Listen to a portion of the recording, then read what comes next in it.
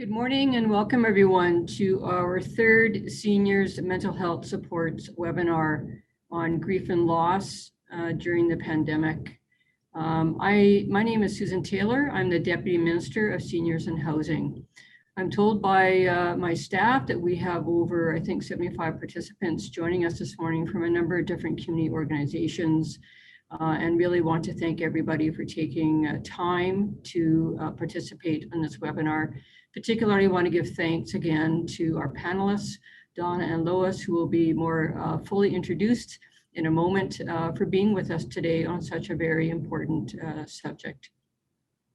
I'm very happy to be here and to be able to introduce our minister virtually. Unfortunately, our minister is away this week and unable to join, but this has been a number one priority for our minister during the pandemic, is to be able to offer a mental health webinar series to organizations, to individuals, to families, whoever wishes to participate, given the impacts that we have all experienced, obviously, during the pandemic.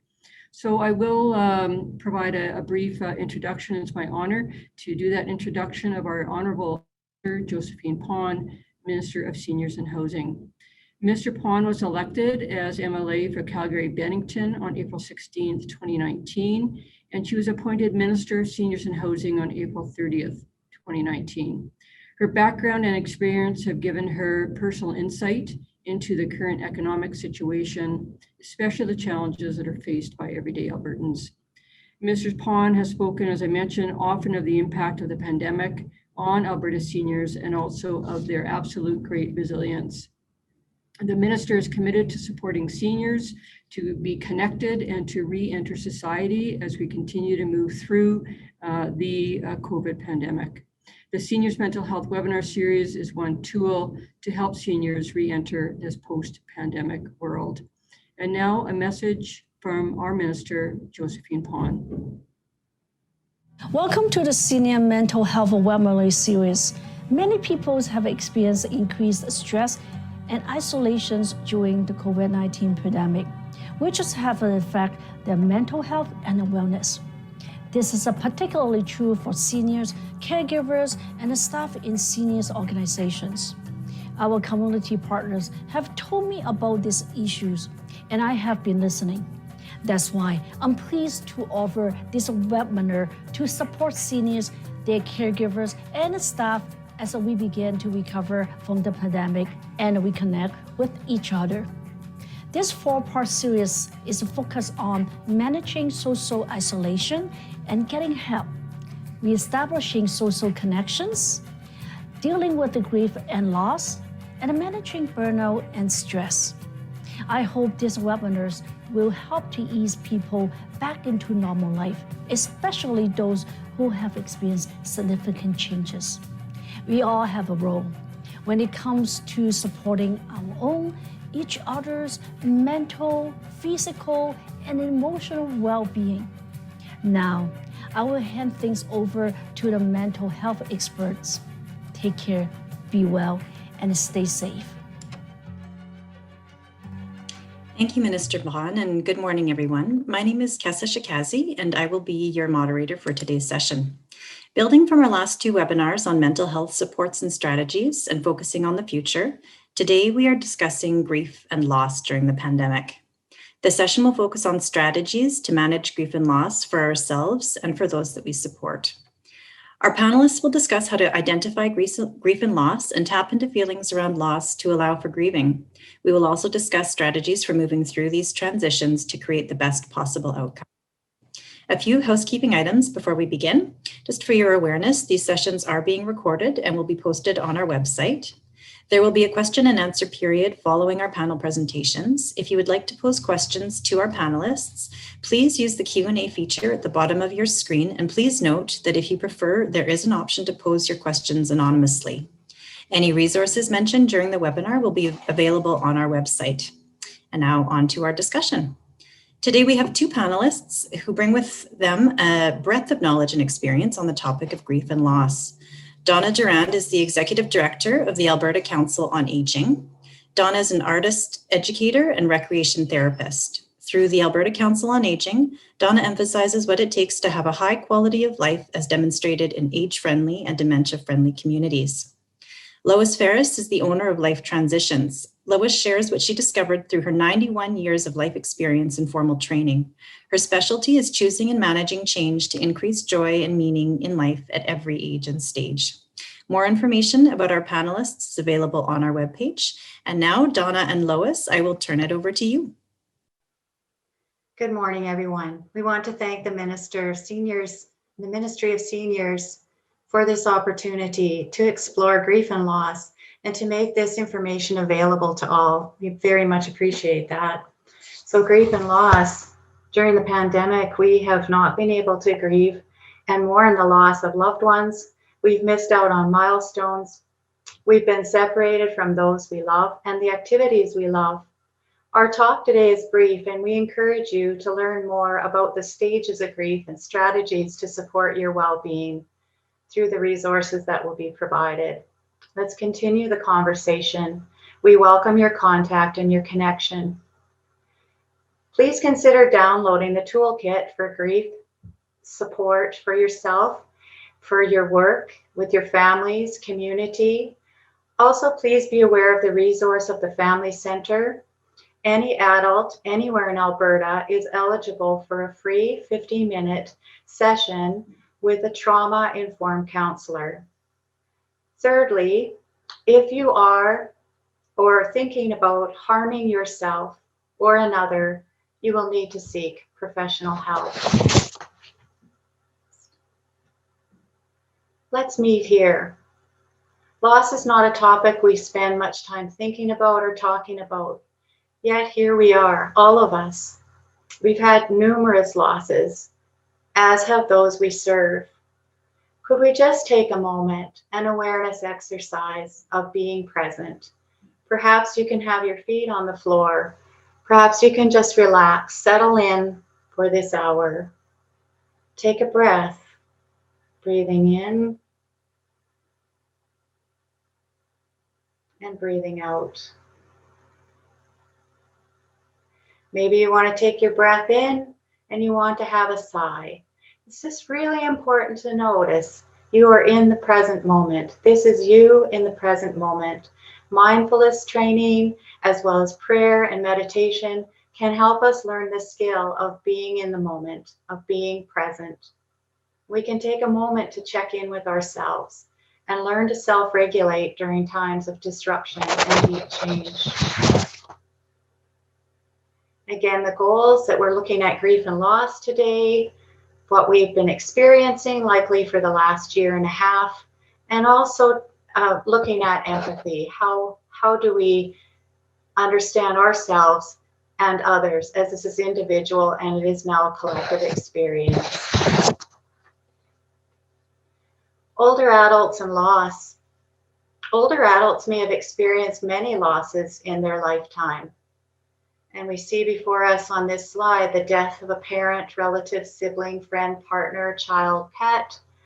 Retirement, chosen or mandatory, decrease in income, change in status, change in residence, move from rural to urban, change to personal or partner's health status, change in cognition, hearing, eyesight, mobility, agility, divorce or separation, climate change.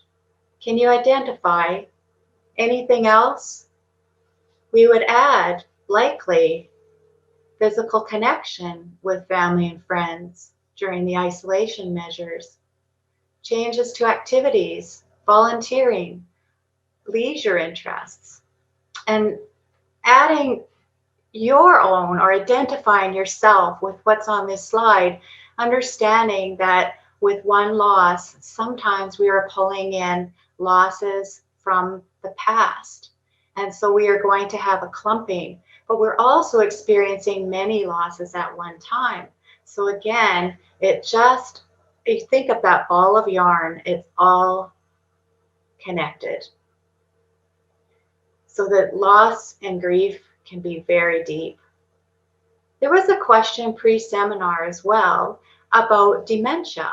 People with changes to their cognition, memory loss, such as if there's brain injury, delirium, or dementia, They may forget that someone has passed away and that something important has happened. And there may be a sense that we want to stop this person from the repetitive grieving. There are cues, there are reminders that we can use. I do feel that that would be for another session, and I would absolutely welcome that and share that information. Most importantly, what I'd like to share today is that we would acknowledge and we would be the grief companion each time that person recalls the loss. If we accept that feelings matter most, we would let people have the feelings, whether we think it's out of sync or not. Very quickly, I want to share two friends that I have. One, her partner died 7 years ago, and pretty much every Sunday, she is writing a poem with him in mind and her present world. And that is how she is mourning, and that is where she feels most healthy.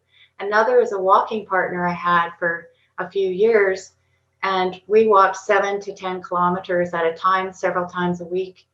And most days she brought up her son, his name, who he was, what he loved, and he died 20 years ago. So the idea that we need to put a lid on someone else's process, probably not the best. And maybe we can also open to our own sense of loss, our grieving and our mourning in the same way, that maybe it isn't so linear, starts now, ends now. So the unraveling, tapping into your feelings around loss to allow yourself to grieve. Maybe we don't even know how much we're actually dealing with or what we're feeling about these sudden changes in loss. This discovery can absolutely be done alone, right where you are, whether you live alone, with others, live in a city or a rural setting. Now, we may be familiar with the expression brain fog. I think we've been hearing that quite a bit. And this can be a coping mechanism. At the same time, it may not allow you to tap in to your feelings or actually take that exploration. A participant asked pre-seminar, when you find yourself crying for no apparent reason, could it be that it's the stress that's living in these stressful times and also being afraid of contracting COVID-19? Yes, the answer is absolutely embedded in that question. This is a normal response to loss. At the same time, we don't want to feel that we're a raw nerve, and we don't want to be just having these experiences popping out of nowhere. And maybe we can press in on those and learn from those reactions. So Dr. Suzanne Babel talks about managing our buttons and taming our nervous system. And when we notice an intense reaction, she says that the nervous system will be put on alert. And consequently, we can use those sensations to reverse fear reactions. Find strategies that work for you. And this may be a solitary inner exploration. And Babel stresses when we calm the body, we calm the mind. And the healing journey begins when we willingly embrace our emotions. Again, coming back to crying seemingly out of nowhere, or being fearful about contracting COVID-19, would be embracing that, accepting that that is quite okay. And also knowing that emotion is thought with energy. Here's some strategies that Suzanne Babel has suggested, and you'll notice they are all about tapping into your senses, using your senses. So again, bringing some calm, some soothing to the body will calm the mind. You're seeing breathing, drawing, listening to or playing music, singing, humming, movement, exercise that makes you feel good, smelling a beautiful scent, tasting something, pleasing your eyes, writing, being in nature. Again, add your own. Be open to exploring something new. This is about process, not about excellence. Okay, and next slide. So here I'd like to share with you two poems. One is, I would say, pre-COVID. This is the busy, busy world we lived in. This is Mary Oliver, the old poets of China. Wherever I am, the world comes after me. It offers me its busyness. It does not believe that I do not want it. Now I understand why the old poets of China went so far and high into the mountains, then crept into the pale mist. Before I come to the second poem, I'd like to tell you a little bit about this. This is healing arts, how this process would work for me to access feelings. Again, looking at pre-pandemic, and this is early. So there was a moment in 2020 that I realized I would not be skiing, and this had become a refuge when we were having isolation orders or quarantine. And again, I wouldn't be skiing in this season, and soon I would not see my son, who is also my skiing partner. And this would likely be some time. Now, early pandemic, my son, who lives with PTSD, lost his home to a serious apartment fire. His partner was living out of province. He was laid off from his job. Now, my art helped me to explore the fear around his resilience and this imposed isolation. I worried that perhaps he would have challenges with complicated grief. And I had to find a way to trust in his innate ability to heal. Now, how do I know I was worried? Well, sometimes these things hide in the body and in the mind. But 3 nights in a row after he had the fire, and as I was trying to fall asleep, I would have images of him being tossed out of the apartment building at the same time an inflamed beam had fallen from above. So my reflection helped me to dissipate the traumatic image that was haunting me, but it was also a communication with my son, who also uses poetry on his healing path. Back to the poem, Inheritance. Well ahead, dancing his cross-country ski, long, lean form gliding, a giant bird on ice, outlined against the pale mist backdrop of River Lot 56. My son stops. He looks back at me. Does he understand? He is now an old poet of China.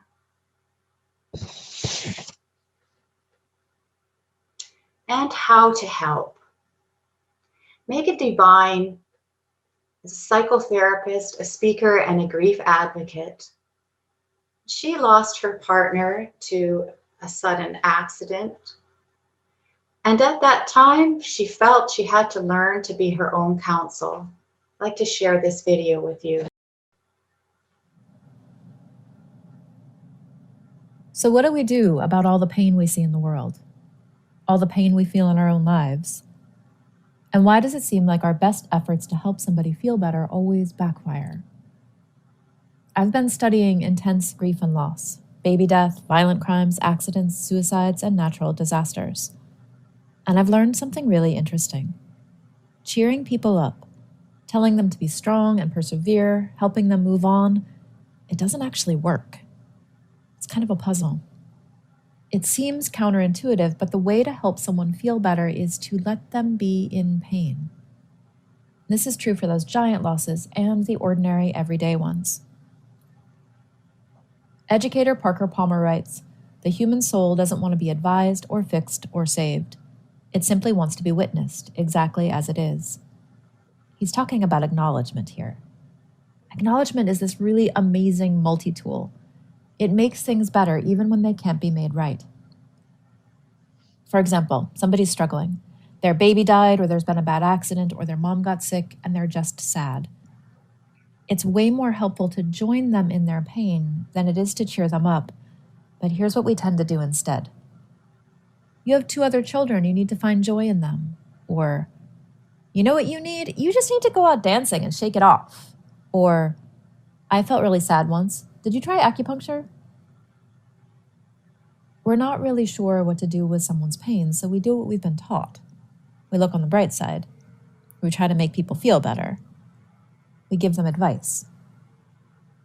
It's not like this is nefarious. I mean, we try to cheer people up because we think that's our job. We're not supposed to let people stay sad. The problem is, you can't heal somebody's pain by trying to take it away from them. Now, acknowledgement does something different. When a giant hole opens up in someone's life, it's actually much more supportive to acknowledge that hole and let pain exist. It's actually a radical act to let things hurt. It goes against what we've been taught. In order to really support you, I have to acknowledge that things really are as bad as they feel to you. If I try to cheer you up, you end up defending yourself and your feelings. If I give you advice, you feel misunderstood instead of supported. And I don't get what I want either because I wanted you to feel better. It's pretty rare that you could actually talk somebody out of their pain. Rarely does the admonishment to look on the bright side actually heal things for someone. It just makes them stop telling you about their pain. It's so tempting to try to make things better. When somebody shares something painful, it's much more helpful to say, "I'm sorry that's happening. Do you want to tell me about it?" To be able to say, "This hurts," without being talked out of it, that's what helps. Being heard helps. It seems too simple to be of use, but acknowledgement can be the best medicine we have. It makes things better, even when they can't be made right.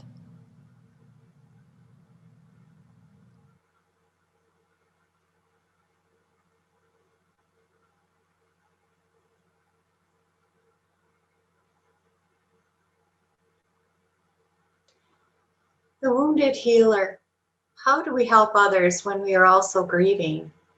When we become aware that we do not have to escape our pains, but that we can mobilize them into a common search for life, those very pains are transformed from expressions of hope or expressions of despair into signs of hope. I'd like to talk very quickly about anticipatory grief. So what can we do? This is my daughter standing on the shore, and she's in Eastern Canada, and her grandmother's in Western Canada. She's on the shore, and she can see this great wave of grief approaching her. And it's coming to her through the deaths in the senior population, especially those with chronic health conditions living in congregate settings. She knew her grandmother was at risk, and she made a commitment to talk each day on the telephone at the same time for a few minutes. As it turns out, 6 people did die in the facility, but out of this situation, a deepening of caring for each other came, and they continued to talk each day. Caregivers and service providers are in varying places with their grief and loss. I'd like to bring Lois Ferris forward for a minute to talk about her experience as the wounded healer and being a counselor during a time of immense sadness for her. Thanks, Donna. I just remember that when I was going through my divorce, I was also working in a family counseling agency, and I felt, oh my goodness, I've lost all my credibility. If I can't manage my own relationships, how can I be helpful? So I went and offered to resign, and they didn't accept my resignation. But people afterwards were saying they felt so much better about our conversations, that I had more empathy and understanding. And I think that's what we saw in the little video, that the important thing is to be able to have that level of empathy with people and deeply listen, and then they can integrate the experience. Thank you, Lois. So trauma, past and present, trauma being a deeply distressing and disturbing experience, which this year or the last year and a half, many have said the theme of this period of time is trauma. And people may be experiencing traumas from the past and bringing in new trauma and having a real challenge finding joy in life or looking forward, looking ahead And the triggers and associations may subconsciously be linking the past to the present. I did hear in this time from retired nurses and past care providers of partners living in long-term care and expressing a trauma and their anger and hurt as the news was traveling regarding the outcomes in long-term care. And some would go back in time and say they didn't do enough, and some were just traumatized from where they had been. So again, we would pull this forward and work with this, acknowledge. And sometimes on the healing path, you become so much stronger and passionate about what hurt you that you become a really important advocate. And that is part of our healing path as well. People who work and live with those who are experiencing trauma also need to identify with their own process. Extra self-care is needed to ensure that workers don't take on the trauma, including the symptoms of the person they're serving. So human beings have a tremendous capacity to heal their own lives and to empathize with others. Thank you for walking together this far. And now I'll turn this over to Lois Ferris, who will explore the cycle of endings, the neutral zone, and new beginnings. Thank you very much. I want to first have a little preamble and say how glad I am that 75 people are really interested in how people grow old. And of course, that's yourselves, as well as all of us and the baby boomers.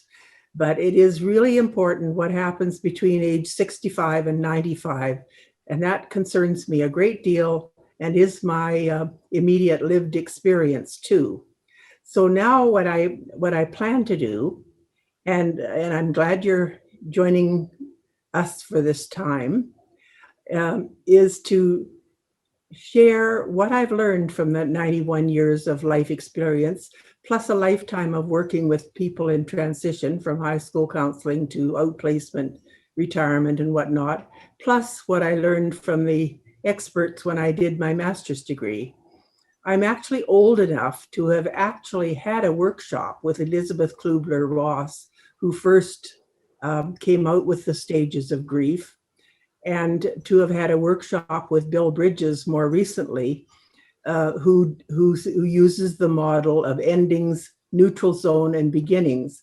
And that's the one I'm going to use today to hopefully make sense of life transitions for you, because it is possible to get better at handling transition. I do it now with less pain and more quickly than I did 40 years ago. So what I plan to do is discuss my recent transition from living alone in an apartment in Calgary to moving to Red Deer and moving into an independent living section of a senior's residence, which I was excited about. It was going to be a whole new chapter in my life, but it turned out to be a reality which has taken me 3 years to navigate. So this is one of those transitions Donna talked about that involved multiple losses and has taken a long time to figure out how to put my world back together again and have a future, which I have done, by the way. And it was COVID that did me the favor, because it forced me to figure out how to enter this world of Zoom, which is allowing me to have this time with you now. I'd much rather be face to face, but it's certainly better to be here with you on Zoom than not at all. So, the story has a happy ending, but now I'll tell you how we get to that happy ending, because every transition does have some pain involved. Because as Donna mentioned, even the one that we're all going through with COVID, your whole familiar world has gone forever. It'll never be quite the same. And here we are, we're all in the neutral zone of that transition. That old world is gone, and we don't know what the post-COVID world is really going to be like. It's a bit of an unknown, And we do have the opportunity to participate and create it to some extent within limits. Anyway, that one's going on. But while that one's going on, I was making the transition from Calgary to Red Deer, and you're probably making some transition in your life too, which I'll want you to think about as we talk about this. And you know, even though I'm so pleased that you're here listening to both of us, I really want you to pay attention to the thoughts that you have while you're listening, because that's what's going to make the biggest difference to the rest of your life. What thoughts do you have and what ideas you have? Because it's really important that you translate those into action after this hour is over. What you do after this hour is going to make that transforming difference to the next chapter and the next chapters in your life. So with that, I made a few notes about what I lost when I made that transition, and then we'll talk a bit about the neutral zone and then the new beginning. But you already know it has a happy ending anyway. But it was over 3 years. So I come to Red Deer quite excited. And what I've lost is a life in Calgary where I lived in an apartment right downtown and was out every day, probably at a library, a meeting, a theater, or something else. I was very involved in the external community. I'm an extrovert, so the external world is very important to me. Now that makes transition a little different than for an introvert who carries their internal world with them. Their losses are a little bit different. But anyway, the thing I lost most was Options 45. I had founded a program to help older workers find work. And we met every week, and I meet with people, with 12 to 15 people who were all looking for work in very challenging times, because there is, I think they convinced me, there is some discrimination against hiring older workers. So they were having a tough time. So, but I looked forward to that meeting. And the reason I looked forward to it, because I felt that I was contributing my support and maybe some ideas and strategies that would help them find work, because I myself had taken an early retirement at age 56 and founded the company and managed to find work that I really enjoyed for the next, to date, really, because I still work to some extent on the telephone and on Zoom. So I was really, those meetings were very important. So when you look at your list of losses, when you analyze your transition, there may be some that are important. Now I did, because of poor eyesight, have to give up my driver's license too. But you see, that wasn't a big deal for me, but it might be, I know it's a big deal for some people. So you look down your list of losses, what was the big deal? So the big deal was that I lost my opportunity to feel useful and to participate and contribute to the community. So then I moved to the residence. So I look around for all kinds of opportunities to contribute something there.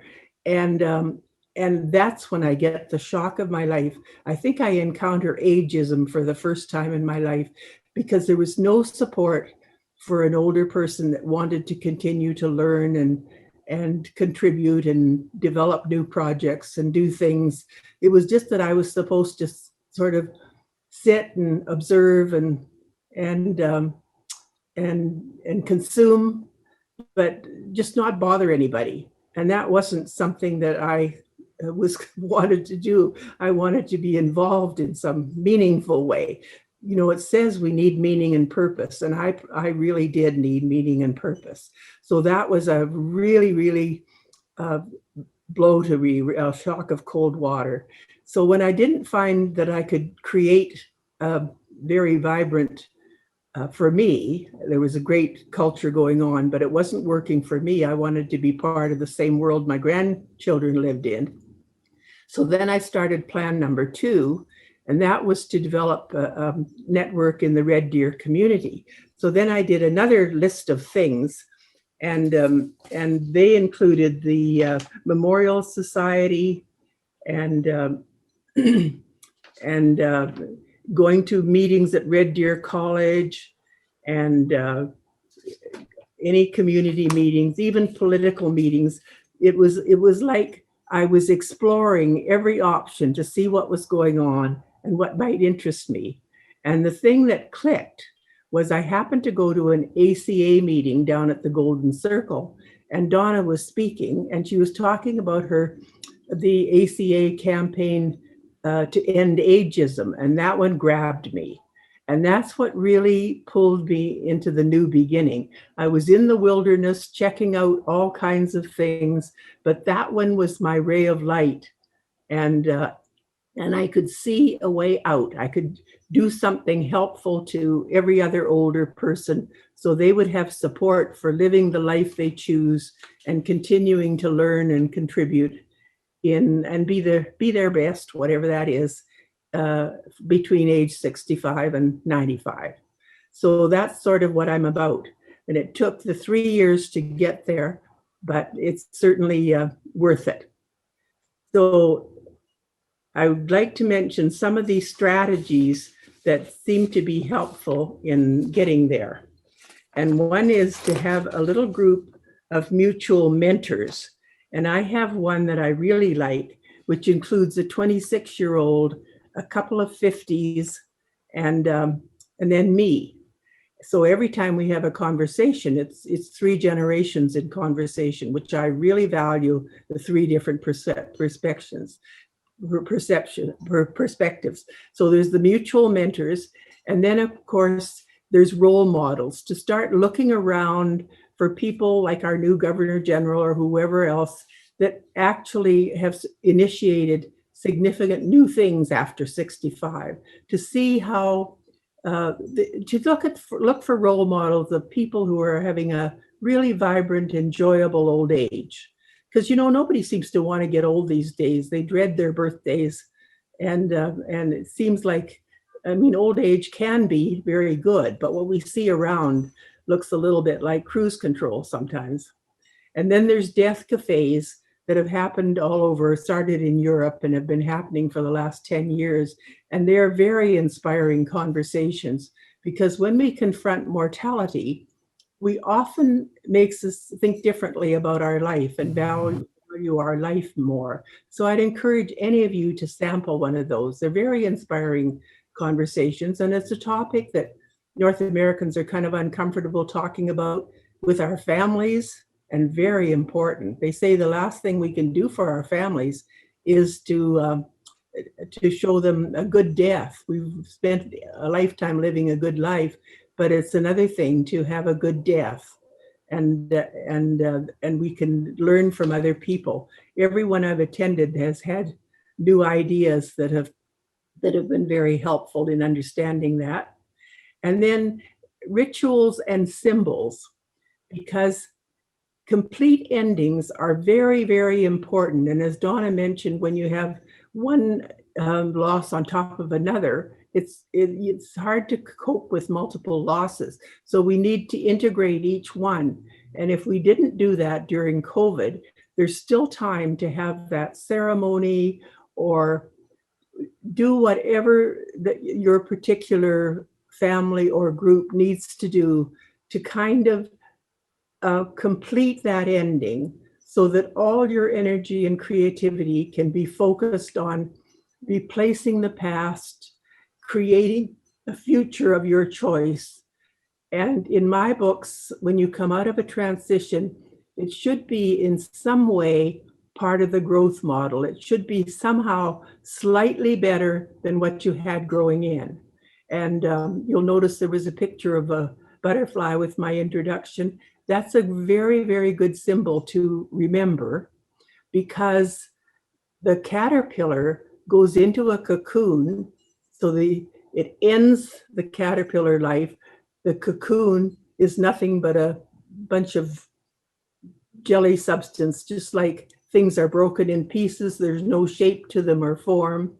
And then out emerges that beautiful butterfly that you can not imagine. So the caterpillar is completely gone, and then there's a whole replacement with a butterfly that looks completely different. So I just hope you will hold those kind of images as you're working through whatever particular transition you're working on. And then I'll go back to there's one I forgot to put on the list, and that is visualization. When I had a chance to meet with Bill Bridges, I said to him, what can I do to help people through the neutral zone? Because that's the darkest, most painful part of a transition. And he said, help them visualize the promised land. And it doesn't even matter whether it's even true. If they have a visual picture of it, it'll help them get through. So visualize what you want the next chapter of your life to look like, because it'll help you through the dark, painful spot while you're exploring all your possibilities. And then the one at the beginning that I didn't mention yet is connection. Donna and I would like to offer a Zoom call once a month where you can get support and referrals, because I think it's terribly important that you be able to connect with help when you need it, which is maybe not today when we're talking about it. Today, you may not have a particular need, but the day you have that particular need, we'd like you to be able to reach out, make a phone call, and get a connection to that Alberta service or whatever it is that might help you on to the next point forward. So we would like to offer that every month from now on, because as I said, what happens after this hour is the really important part for your be the best you can be in aging. So I think that's all I can say at the moment, but I look forward to your questions anytime now or after the meeting, because I really want everyone to have the best possible future. And that's not an easy thing, but it's worth it. So on to you, I guess, Kisa, for questions and answers. Thank you very much, Lois. And thank you, Donna, for both of you. A really, really insightful presentation. I think that you guys sharing your own personal experiences really resonated, certainly for myself and likely for many of the members in the audience. So I would like to open this up for any questions that people may have. Again, you can use the Q&A function in the chat box down at the bottom of your screen. The first question here that I see is, what advice or thoughts do you have for older adults who may be grieving not necessarily the loss of a person, but the loss of their abilities or roles or identities? I think, Lois, you talked a lot about that from your own personal experience. Is there anything else that you might like to add to respond to that question? Yes, one of the challenges for me has been losing my vision to some extent. It's been a real nuisance. But the other thing that has been indicated is that your growth and development might be an inner growth and development, not so much what you do in the external world anymore, but maybe your inner wisdom. And that one wasn't as interesting to me, being an extrovert. I didn't really want to develop my inner life that much, but actually it has been a really good resource. And, you know, I'm thinking of the trauma in the world, and they're saying that, well, the trauma we have right now from COVID, but all the fires too, when your house is gone and that sort of thing. And they're saying the best healing for trauma is to be acknowledged, like we saw in the little video. And I'm thinking that, you know, even though I can't move around much with limited mobility, that I could develop my skills in empathy and understanding, and I could be part of healing the trauma. And so older people could, if they chose to and enjoyed it, could really play an important part, which not only would make people's lives better, but it increases the prosperity of the country if we're all contributing in some way to the community. Thanks, Lois. Donna, did you have anything to add? I really appreciate Lois's insight. And I would also say in that in my profession of recreation therapy, we get very excited about adaptation. And there's a sadness to loss and to loss of ability. And I think, again, acknowledge that. However a person wants to work with that, whether it's writing about it, what all things are involved with that loss. And then this will be really interesting because this person is likely already started to adapt. So we would then tap into that and we would start to celebrate the success and the resilience that we do have. So I would make sure that, yes, we would want to really feel those feelings of that loss and all that's connected to it. And also begin to be curious about how is it we have adapted, because there will be little signs of adaptation happening. And then again, we can get help with this if we really do feel stuck and victimized by these losses. Thanks, Donna. There have been a couple of questions that have actually come in related to mutual mentors, and really, I think it's a novel idea. I think I've not ever heard that term used before. So, just wondering if you could speak a little bit more about what that is and how it came to be, and how people might engage in either finding or establishing mutual mentoring groups in their own communities. Well, I've had the benefit of doing that for many, many years. I don't know why I started it, but I would meet with people and we would all have dreams and goals, and we would all be a little frustrated maybe because we weren't getting there fast enough. So we would decide we would meet together and support each other, give each other encouragement and maybe ideas and whatnot. So I started out doing that with people. And the first group I met with, honestly, within 3 meetings, I was the only one left in Canada. One of them had gone to Findhorn in Europe, where she'd always wanted to go. And the other one was signed up for some degree in Montreal. And I was the only one left in Calgary. So there's something about stating your goals out loud to each other that gives them extra strength. When you say it out loud, it's like putting a picture of it on your fridge or something. It just reinforces it. And so then I started sort of saying to the people that I was working with in transition, if you need help going forward, form a little group of 3 and meet, say, for 3 months. And then if it's not working, don't do it anymore. Why would we continue something that's not working? But almost every group does work quite well. Like the question to ask is, have I gone ahead with things that I wouldn't otherwise have done without the group support? And if you haven't, well, then there's no point in meeting, I guess. So then you have another group, because different dynamics work. And it has to be people who are serious about their goals, or of course it isn't going to work. So start with anywhere from 3 to 6 and give it a try. And if it doesn't work, fine, try another one.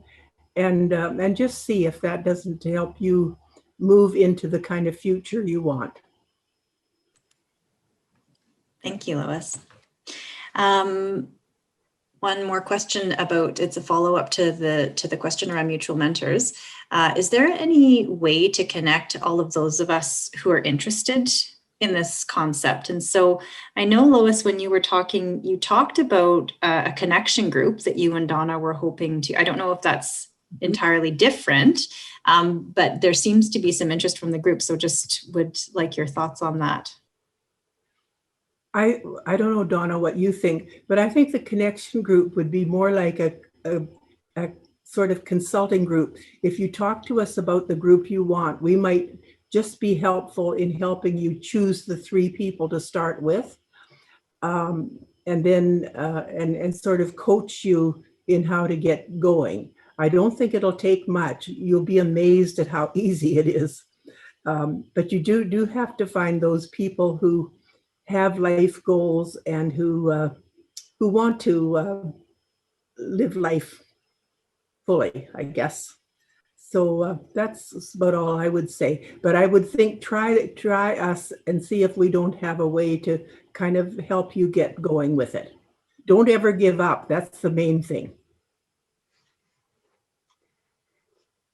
So I'll just speak to this. Lois, I think we would in our session be able to welcome people with that question. They might say, I'm interested in a mentor group. And we certainly have experience with this in this mentor group that was established in the last 18 months. And that is 3 generations. And we what we have are really basic principles, and we do want it to be small. We want it to be fluid. We want people to be able to move in and out of that circle, start their own circles if they like. So I want to give a little bit more, let this be a little bit more concrete. Even though this is a grassroots kind of effort, we are committed to, yes, having that people coming into a space and getting referral, but also people coming into that space and experiencing or learning about how they could set up such a group. What would be the basic principles and how would you go about that? So that is something, I appreciate, Cassie, your question, because that is something that we are committed to do. So maybe just for people's information, we will have contact information coming up on the slides. So that will be available. We also, I don't know how many folks are familiar with Core Alberta, but there is the option with Core Alberta, the website, we can post that in the chat as well, to establish discussion groups. And this might be an interesting one to establish around mutual mentors and how, as a, you know, from a grassroots movement perspective, you could help to sort of spread that across the province. So we will post those resources in the chat, and your contact information, both Donna and Lois's, will be available at the end of the presentation. One more question that has come in just relates to death cafes, and just wondering, it's an unfamiliar concept. Would you mind just explaining a little bit more about what that is and who might be appropriate to attend? Yes, certainly. My daughter and I went to one in Calgary on Mother's Day. We were laughing and saying, what mother and daughter goes to a death cafe on Mother's Day? But actually, it was just lovely. And it was one of my first, I think it might have been the second.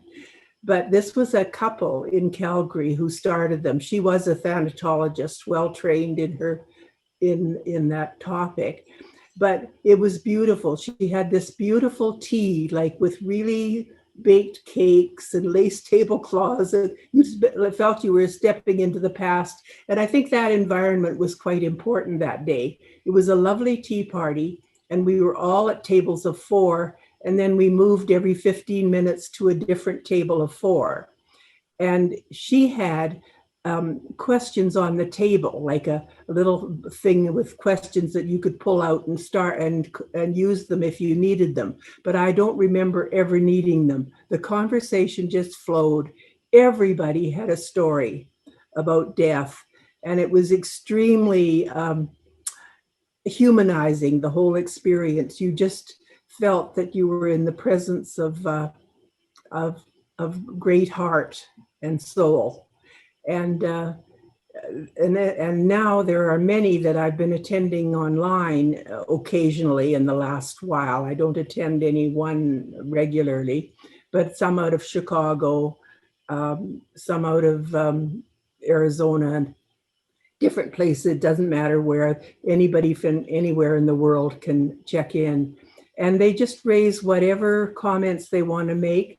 So they're always full of a wide range of things. I've heard the most wonderful things about celebrations of life that have been just so uniquely appropriate for people, you know, that, and the way you celebrate an ending leaves a lot of memories with families and can be very important. So those conversations, some of them will be better than others, but I would encourage you to sample them, and anybody can start one, because it just says that you're meant to just listen, just like that little video talked about. You're meant to just listen without judgment and just affirm everybody's experience, as we're all on this journey of living and dying. We're all on the journey, and we just affirm each other along the way. Thank you, Lois. On that note, a similar question. There was a question about bereavement groups and whether you have any that you might be able to recommend. Where do people go to find that information? And I imagine that the options for people, like you said, Lois, our world has opened up a little bit with COVID and the use of technology. So I don't know if you have any particular groups that you might recommend or sites that people could go to access that information. Well, there's one that's really that I'm aware of. I know there's many that I'm not aware of, but the one is the hospice in Calgary, and they have a program that with a monthly meeting on various topics called Dying to Know, and they run this program. But I think any hospice would offer something. But this is I guess it's the Calgary Hospice Society that offers this one. And it starts again in September with their first lecture. But I think I would probably go to that 811 line or to any hospice, and I think you would find one. But then I always encourage people to check out more than one, or please don't stop at one phone call, because this world is so full of things that just explore a little further, and you may find, like I did, find things that I never expected to find, and they were a great help. Donna, was there anything that you wanted to add?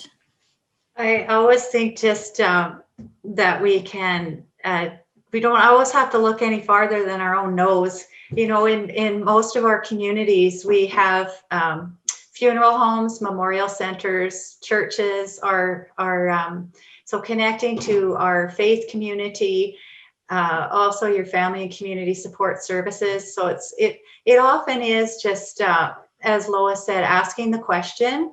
And oftentimes it's just like sort of like dementia. Until you need that information, you don't really know how much exists. So when we say, okay, pretty sure I need to be, I want to be pressing in on this grief and really really pay attention to this bereavement. And again, no matter when the death occurred, pay attention to that and start to reach out. If you don't feel too creative at the time, talk to someone who is, because there's always, I've found always someone in your community who is your wisdom keeper and will lead you on the right path. And this is, again, whether it's where we're physically meeting or we are meeting online. Thank you. Thank you both very much. I'm just mindful of time, and so we will wrap up for today. I'm very grateful to our Minister Pond, for hosting this important series, and really want to say thank you to Donna and Lois for this excellent webinar today. As you can see, we do have another, the fourth and final webinar coming up.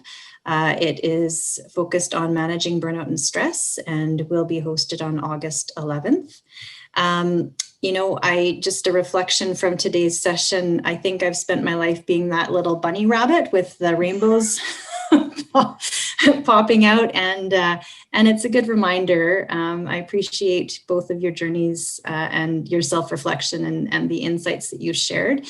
And I think that I will take a lot from this today. I'm sure we all will, and carry forward in our lives. So thank you very much. And if I could just ask my team to flip to the slide with contact information, that's excellent. Thank you all very much for your time today, and I hope you enjoy the rest of your day.